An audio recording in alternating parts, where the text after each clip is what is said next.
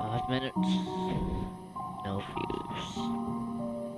Except for myself.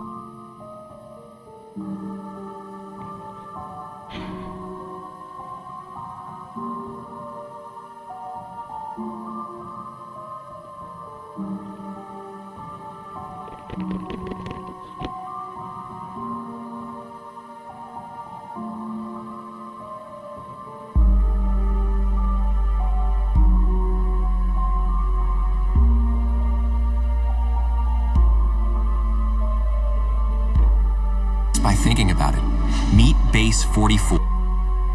Let me guess, you've clicked on this video because you've got a small channel, your videos don't get many views, barely anyone is subscribing to you, and YouTube isn't recommending your content.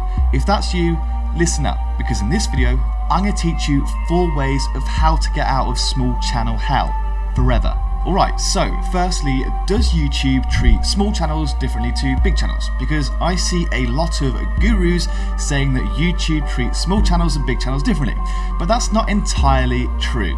Whilst there are a few little things that the algorithm will favour when it comes to big channels versus small channels, the actual reason they get treated differently is because of you, like viewers and people. Because naturally, viewers on YouTube will always subconsciously treat small channels differently to big channels, and let me explain. By now, you should have heard the term social proof, but if you haven't yet, a quick definition is, social proof is the psychological phenomenon where people look to the popularity of others to determine who they should trust, value, or engage with. This unfortunately means that naturally small channels are going to struggle, because most people will simply not watch a video if they see that it's only got like 5 views, and they won't subscribe to a channel if they see it's got like 150 videos but only 23 subscribers. This is simply because of social proof. Like, people will automatically assume that if you only get like 5 views on a video, or if you only have like 15 subscribers on a channel with over 150 videos, then your content must be rubbish, and they aren't going to trust what you say. This is the harsh reality, and no, it's not fair. I completely understand. Now, to show you what I mean, like in principle, these 2 videos on screen here, pretty much exactly the same topic, but one's from me and one's from a random creator you might not have heard of before. Now, if you saw these 2 on screen, which one would you click on? Well, 99% of people would click on mine, simply because my video already has a ton of views. My channel has over 200,000 subscribers. This means that viewers will automatically trust and value my content more, simply as a result of social proof. But in reality, that other video could have actually been so much better than mine, and it could have been really valuable content. But naturally, that channel is just going to struggle to compete with me and other big channels in this niche, simply as a result of social proof. It's tough and it's harsh, I know guys, but look, there is now so much competition on YouTube, it's almost at a point where it's way too oversaturated. But there are a few different ways you can get around this as a small channel, just like I did with these 3 channels. They all started from 0, and they were all once small channels. So now what I'm going to do is, in this video, I'm going to cover the 4 different methods of how you guys can get out of small channel hell. They're all going to be timestamped down below, so feel free to skip around if you need to. But let's start off with method number 1, finding your unfair advantage. So one of the ways you can actually beat the competition and escape small channel hell is by finding and embracing your unfair advantage.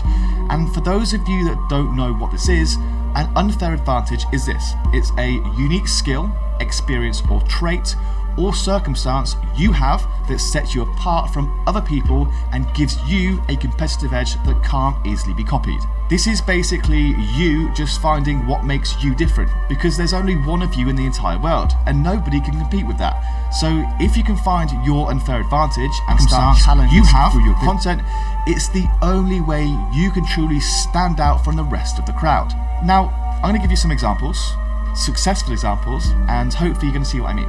First up is Ali Abdal. His unfair advantage was that he was a Cambridge medical student, and when he first started his YouTube journey, he actually just made videos targeted just towards people going into medical school at uni. This was his unfair advantage because he had superior knowledge and experience in that space to share with people. And now since then, he's grown to be one of the biggest channels on YouTube in the productivity space. All because at the start of his journey, he channeled what made him different and his unfair advantage. Then, for example number 2, we have Nisha. Her unfair advantage was that before she started her finance YouTube channel, she was actually a high-level female accountant at an investment banker firm.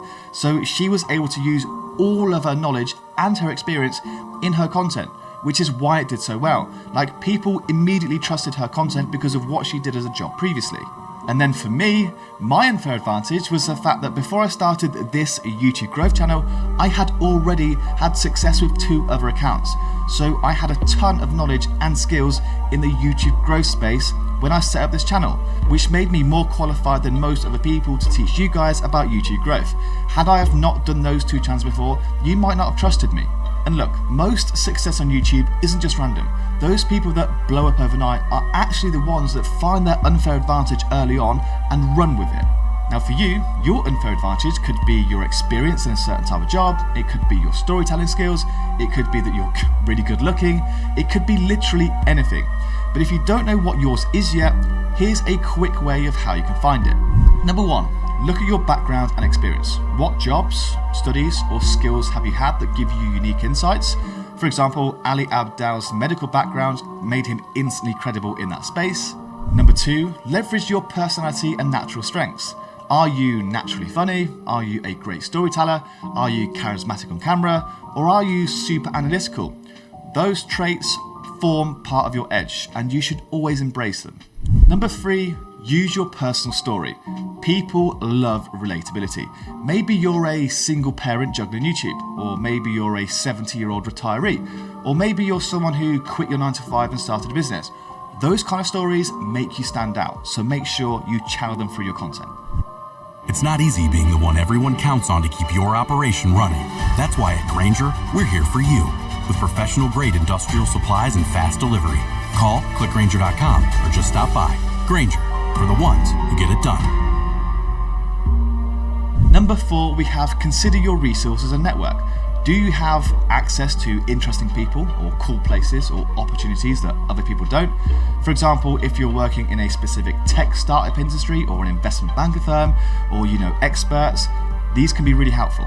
And then lastly, we have number 5. Ask other people what they see in you, because sometimes we miss our own strengths. Our friends, our family, our colleagues, they can often point out what makes you different, so ask them. Then method number 2 is to feed the algorithm better data. Now I say this because I've heard plenty of gurus telling people to just create and post out as many videos as possible. And whilst you should be creating a lot of content to grow your channel, you just need to make sure it contains the correct data. Because it's already so difficult for the algorithm to find the right audience for your content, especially if you're a small channel. But the more data we feed the algorithm, the easier that job becomes. Now, data actually comes in 2 forms, the video itself and how you optimize it. Both of these contain all of the data the algorithm uses. So how do you improve this as a small channel? Well, firstly, you need to seriously improve the quality of your actual videos. Most gurus will say that you need to just post out 100 videos, like as many as you can. But I would always personally recommend that instead you post out like 50 extremely well planned and executed videos, and to make sure that each video provides the algorithm with a ton of positive data that's closely linked to your niche and the people you want to target. This means when posting out a video, you need to do the following things.